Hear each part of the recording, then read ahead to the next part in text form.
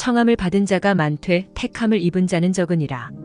신학교에 다니던 시절 한 번도 왕래가 없던 보육원 선배가 나타나서 내가 예수를 믿지 않고 신학교에 가지 않는다면 평생 먹고 살 수 있도록 자동차도 사주고 모든 것을 책임져 주겠다는 솔깃한 말을 제시해왔다.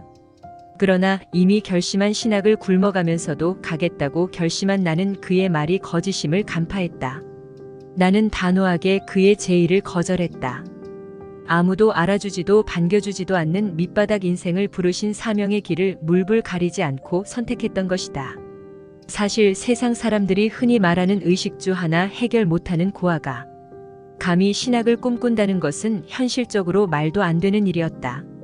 나는 뚜렷한 길을 선택했으나 그 길은 참으로 멀고도 험난한 고비를 넘겨야만 갈 수 있는 좁은 길이었다. 그러나 고난의 연속인 삶 가운데 어차피 인생이 한 번 왔다 가는 나그네로서 이 길만은 천한 생명을 걸고 가고 싶은 열정이 나의 젊은 청춘을 불태웠다. 그동안 방랑 생활로 시작하여 눈물과 탄식으로 험한 세월을 보냈던 내가 하나님과 약속을 가슴 깊이 새기며 제주노회에 소속된 제주성서신학원 통합에 입학했다. 꿈에도 그리던 신학교 생활은 마치 천국에 온 것처럼 느껴졌고 내 눈에 보이는 사람들은 다 천사같이 보였다. 신학교 기숙사에서 생활하며 목사님들의 사랑과 격려 속에서 신학 공부를 시작했다. 입학생 50여 명 가운데 가장 초라한 행색을 한 내 모습을 보고 학우들은 너는 결코 졸업하기 힘들겠다라고 빈정거리며 면전에서 대놓고 부정적인 말들을 쏟아내며 함부로 무시하고 판단했다. 등록금 내기도 힘들 텐데 노숙인이 무슨 신학이야? 주변의 수군거림도 충분히 이해는 됐다. 내가 그들이라도 외모만 보고 평가한다면 충분히 그렇게 말할 수도 있을 것이다. 그러나 사명감에 불타는 나를 외면하지 않으시는 하나님의 역사가 계속 있었다. 하나님은 결코 아무도 판단할 수 없도록 나를 위해 역사하셨다. 등록금을 내지 못해서 쩔쩔매고 있을 때면 얼굴 없는 천사가 등록금을 대신 내주는가 하면 어떤 때는 극한의 상황까지 몰아가셨다가 절묘하게 해결해 주셨다. 하지만 정말 견디기 힘든 건 따로 있었다. 내가 전과자라는 소문이 학우들 사이에 퍼진 일이었다. 학우들이 보내는 곱지 않은 시선은 나를 의기소침하게 만들었다. 나는 사회에서 악행하여 범죄를 저지른 것도 아니었다. 친아버지를 찾아갔다가 불법 체류를 하게 되자 새어머니가 누명을 씌워서 전과자라는 딱지가 붙게 된 것이다. 그것도 억울했는데 마치 나쁜 일을 저질러 큰 죄를 지은 것처럼 취급받는 것만큼은 절대 참을 수 없었다. 차라리 육체적으로 힘든 건 견디겠는데 정신적으로 시달릴 때마다 별별 생각 속에서 왜 나는 이 세상에 태어나지 않아야 할 사람으로 태어나 죽지도 못하고 고된 일상 삶을 살고 있는가? 하며 괴로워했다. 암담한 생각으로 늘어질 때마다 제주 성안교회 손 목사님이 내 상황을 알아차리시고 위로와 격려를 아끼지 않으셨다.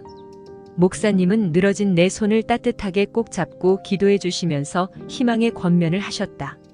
자네는 반드시 훌륭한 목회자가 될 거야. 공부는 그림을 그리듯 하고 그 포인트가 눈에 띄게 하여 맥을 이어가라. 그리고 대장부답게 용기 잃지 말고 순종하여 나아가도록 해라. 목사님 말씀에 용기를 얻었다. 넘어질 듯 비틀거리나 오뚜기처럼 다시 일어나 소망의 길로 가기 위해 하나님의 섭리라고 생각하며 끝까지 참고 신학 공부하기로 결심했다. 평생 눈치만 보고 살아왔던 나의 정신은 이제 오직 옳고 그름의 분별력에만 초점을 맞추었다. 그 결과 하나님에게 쓰임받기 위한 신학 공부를 하려고 맷돌 믹서기 세일즈맨을 하고 현장 노동을 했다. 리어카에서 그릇이나 생필품 등을 팔기도 했고 멸치배를 타기도 했다. 열심히 공부하여 1983년 1월 20일 나는 50명의 동기생 중에서 20명뿐만 남은 졸업생에 들어갈 수 있었다.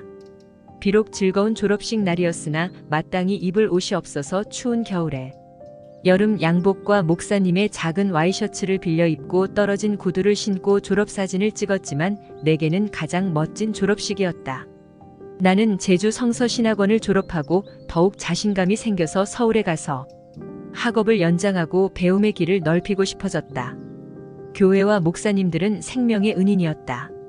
그분들은 사명을 다하시며 자신이 하는 선한 일들을 결코 사회에 자랑하지 않으셨다. 오직 묵묵히 하나님께만 충성하셨다. 나는 이처럼 하나님 앞에서 사명을 다하시는 그분들의 겸손함을 존경하게 되었다. 사회에서는 교회와 목사님들의 착한 일에 대한 긍정적인 모습은 감추어져 있고, 부정적으로 나쁜 일들만 여론에 나타나 교회의 선한 빛이 가려질 때가 많은 것을 본다. 또 오늘날 사회에서는 교회와 목사님들 중에 훌륭한 목사님과 그렇지 않은 목사님을 구별하지 못하고 무조건 안 좋은 눈초리로 바라보는 경우가 있어서 너무나 안타깝고 가슴 아프다. 그러나 전능하신 하나님께서 그분들이 행한 대로 인정해 주시니 진정 아름다운 사명의 길이라 생각한다. 우리가 살아가는 세상은 인간적인 관점에서는 이해할 수 있는 시야가 너무나 좁아서 하나님께서 그 약속을 이루어 가시는 방법 또한 인간의 생각과 다를 수밖에 없다. 하나님은 모든 일을 공평과 의의 기초 위에서 일하신다. 하나님은 사람들의 허물을 감싸주시며 무조건 현실만 보고 비난하는 것이 무지한 행동임을 말씀하신다. 온전한 사랑은 모든 것을 덮어주며 어떠한 경우라도 그것을 다시 들추어내지 않는다. 모처럼 안정된 생활을 하던 어느 날 수업 중에 자기 체험을 진솔하게 고백하는 시간이 되었다. 내 차례가 되어 지나온 과거를 가감없이 솔직히 고백했다. 그런데 그 중에 내 이야기를 들은 한 사람이 내가 전과자라는 사실을 퍼뜨렸다. 그로 인해 한동안 사람들은 나를 피했고 전과자라고 손가락질하면서 곁눈질로 쳐다보며 정신적인 고통을 주었다. 나는 그 때문에 학업에 대한 열정이 식어지면서 자괴감에 시달렸다. 사실 나는 그들을 천사로만 착각했던 순진한 마음에 너무나 큰 배신감과 상처로 참을 수가 없었다. 신앙적으로도 다져지지 못했던 나는 어떤 희망도 보이지 않고 막막하여 세상을 포기하려고 유서를 써놓고 제주시 삼성열 가는 다리 밑 강가에서 떨어져 죽고자 했다. 그때 마침 제주 성안교회 손 목사님이 내가 쓴 유서를 발견하고 자살 직전에 내가 있는 곳으로 달려오셔서 뛰어들려 하는 순간 뒷목을 잡아 끌어내어 자살은 실패하고 말았다. 목사님께서 나를 교회로 데리고 가 위로하시며 말씀하셨다. 너는 반드시 훌륭한 세계적인 부흥사가 될 거야.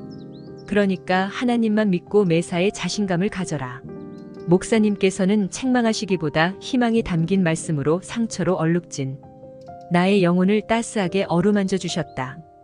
영원히 잊지 못할 고귀하신 주님의 손길이셨고 생명의 은인이신 존경하는 손 목사님께 진심으로 감사를 드린다. 목사님의 권면과 사랑으로 죽기를 포기하고 다시 한번 용기와 힘을 얻어 신학 공부에 최선을 다하며 생활하던 중에 한 자매를 알게 되었다.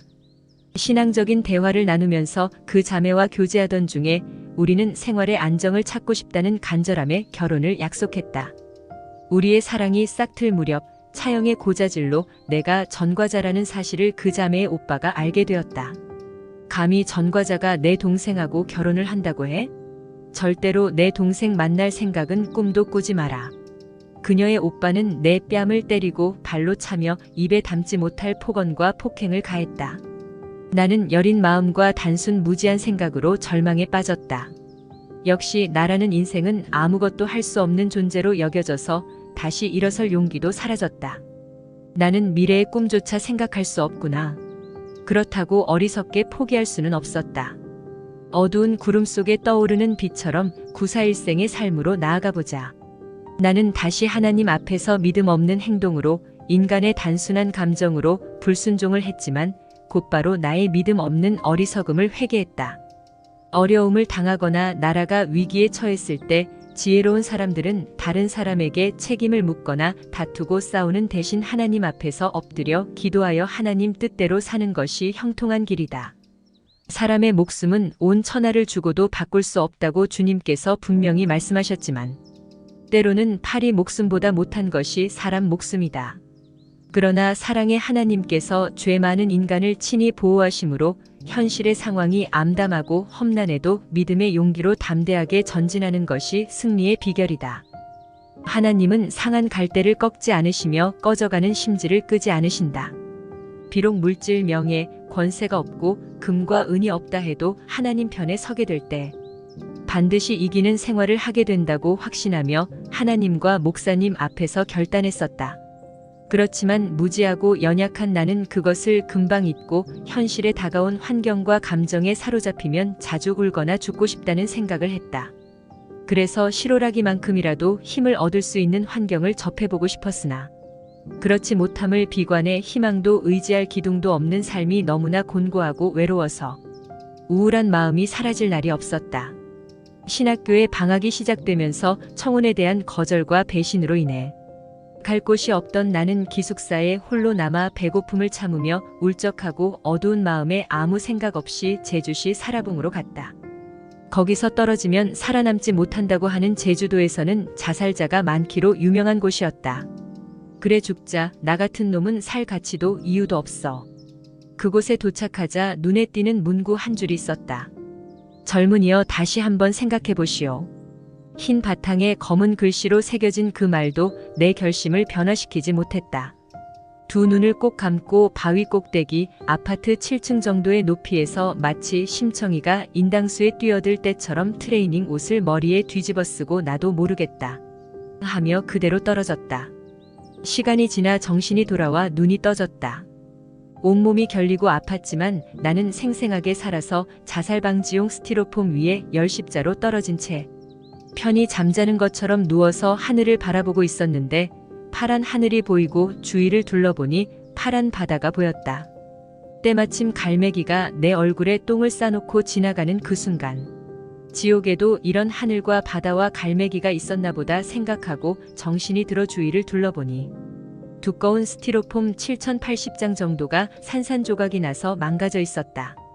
이런 상태에서도 공사 현장 책임자에게 혼날까봐 무서운 생각이 들어 얼른 일어나서 스티로폼 위에서 뛰어내려왔다.